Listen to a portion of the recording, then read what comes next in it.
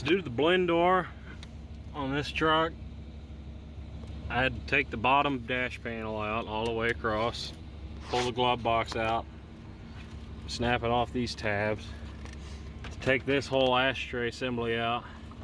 See up here I broke this one clip, but down here I broke half of the clip also. You get under that with a screwdriver, don't break it. They look like this. Just pry those out enough it separates and allows these tabs to fold in a little bit when you pull out, and that piece just pops out. Now to get to the blend door, you know, from that point you get to this screw pretty easy, but to get to that screw way the hell back there, you can't get to it. So what I did is I drilled a hole here first, trying to aim and line up with that screw, but I was off by this much.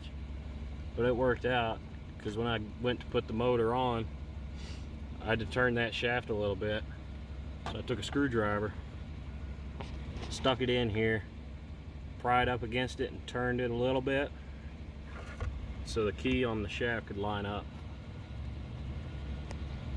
On this other hole, started out down here with a step bit, messed up, had to go get a little burr tool on a Dremel, expand it upward a little bit, took a first 3/8 drill bit, lined up in there, got as close as I could visually to lining up with that bolt, then came back in with a 1/2 inch drill, and you know, after that it's this easy to get on that nut now.